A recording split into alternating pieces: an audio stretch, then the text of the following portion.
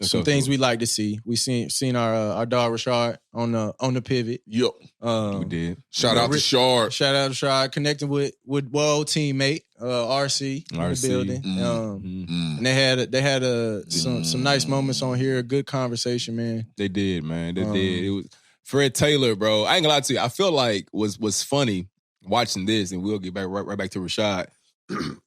But just really hearing more about Fred Taylor's story, like, I mean, he was that guy. He was that guy too, right? Yeah. But like hearing like his side of even, people calling him, I think he made a comment and said like fragile Freddie or something like that. Because he had injuries, whatever. Injuries. Dog. But they said he was like, bro, listen. Look at his highlight. Go look at Fred Taylor's highlights, bro. Yeah. Even when he left Jacksonville and went to New England, Fred was a dog. Folks know what it is. Yeah. Fred was if a you dog. If you really watch football. If you know football, like being a lineman, I know running backs, Fred was a dog. Animal, bro. Like Fred was he was the reason why them Jacksonville teams was winning. Yeah.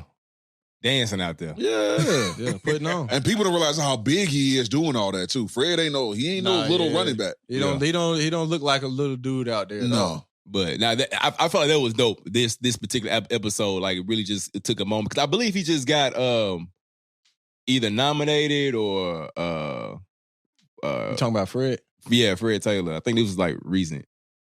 If you look it up, he got nominated. Something recently happened. Oh yeah, Hall of Pro Fame. Bowl Hall of Fame. Yeah, that's what it was. Yeah, finals. Nice. There we go. Bro, listen, this Hall of Fame class coming up is crazy. A lot of guys we watched play growing up. Oh man, we did all. A lot of guys we watched play growing up. A lot of guys I played against. Well, I am. That's what a lot of guys I watched play growing up and played against. Yeah. As few of them I played with are up. Man. So, but anyway, my bad, my fault. So you was talking about the pivot. Yeah, you was finna say something. Oh, well, snap. So, it was fire though. So off of that combo, they went straight to, Rashard Mendenhall story, the same story that he told, somewhat up here, but in a little bit more detail. Yeah, because he had, somebody that was actually there. Part of it. And kind of went through it. Right. I appreciated even hearing more about his story. He was a lot more vulnerable about what really went down. So much so that he actually brought up something between him and RC because of what he said. Because of what RC said, and this is what me and you was talking about, which I felt like that's dope though. That's great to see. It was great to see. He was able to say, "Yo, look, you said this right here, And I don't want to quote, but yeah, you said this right here, and I felt like that kind of added fuel to the fire of what's been going on out here, Right. That's why when I said what I said to you, I had mixed feelings about it because of what he had previously said. Now, like I said, it's great seeing them, squash all that. Right. But like I said, I had at first, I had mixed feelings because of what. Like you said, and you said Shard brought it up about what he said about Rashard. What RC said about him. He did verbatim. He was like, "Yo, I just got to address this," and even the way he handled it, bro. Bro, I ain't gonna lie to you. Having him sit down and talk to us, watching this interview, the most mature and strong man that I know. Sure. The way that he even handled it, because he knew exactly how to come at RC. He wasn't that's my brother. We gotta have a real conversation. I gotta have a real conversation. Right. This is how I felt. I'm gonna let you know about it. And the RC handled it gracefully. You know what, yo? That's on me. That's on me. That's on me, 100%. And that's what you want to see in this world when it's so much that go on, and then we don't necessarily get the opportunity to talk about the stuff like we need to. We don't. For real. As athletes in that space, you go to these big games and a whole lot of shit going on. It's a whole lot of moving parts. You go and lose. It's a lot of questions. It's a lot of this, and a lot of it don't get answered or addressed. And you just got to go on to the next shit. Everybody got their own timeline. Everybody do their own shit. People moving on to new places and this and that. And so it's like starting, whatever. Right, life goes on, but some people still stuck in that moment. Right, some because fans still stuck in that moment. Right, fans stuck in that moment, and it's still players having to deal with these situations the rest of their life. For the rest of their life, because it's actually something that we are putting our life into and going through. Like, we have to live these moments, and we have to live with all the chatter and all this and that. from ourselves and our peers, as well as the outside world, and trying to navigate these situations and not having those conversations. And it's real to see this, and we definitely need it because there's probably some other situations out there where, some guys probably ain't buried the little bullshit that's between them. They still probably ain't had that conversation yet. Like, that's real. That's real. It's definitely still it's a lot more guys who haven't done that. Right.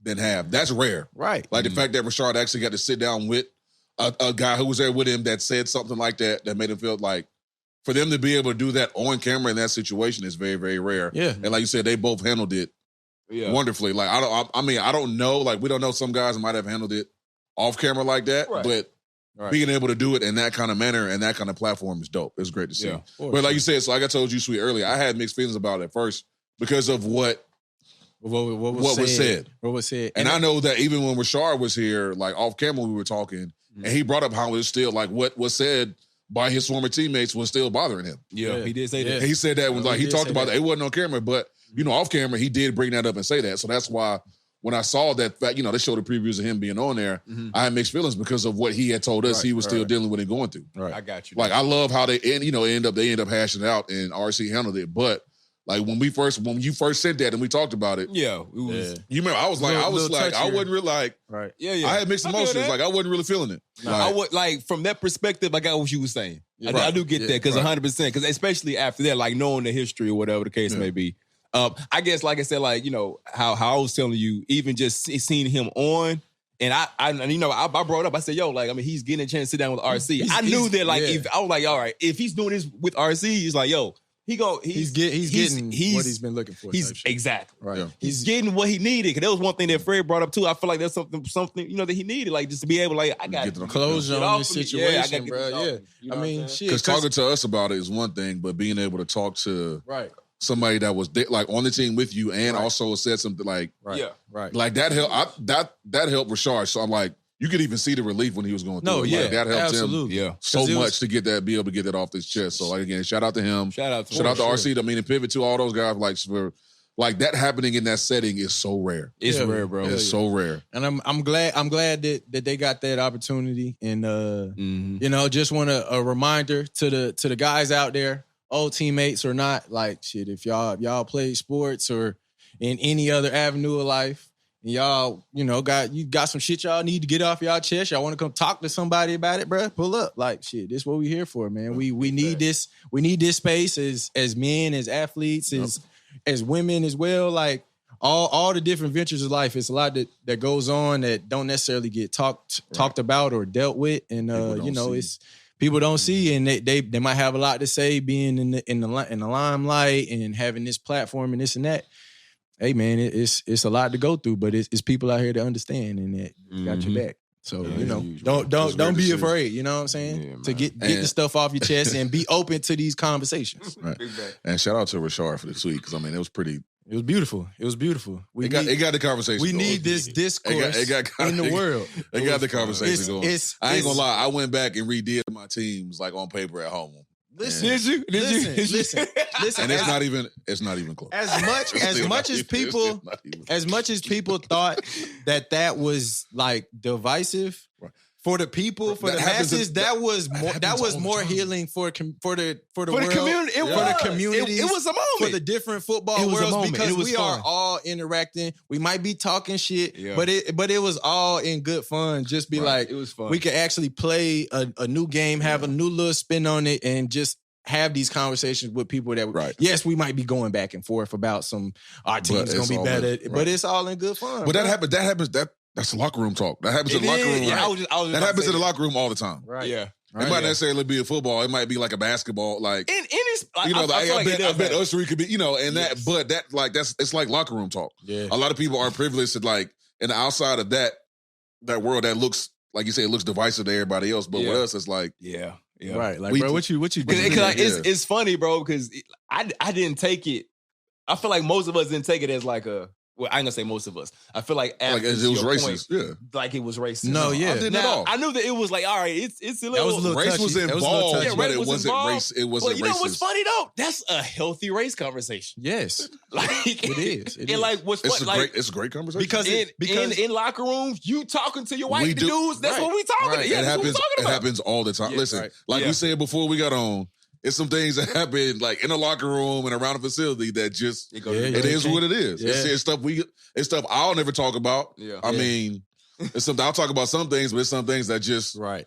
It is what it is. But that black versus white conversation thing happens way more often in locker room than people think. No, yeah, for sure. That's been going on. It's all fun. Babe, it's all fun. It's all fun. It's all fun and games. Like there's no. It wasn't always like that though. Nah, it's not true. Definitely but in our lifetimes, we've been, bro. Come on, it's been evolved to a new place, man. A new place.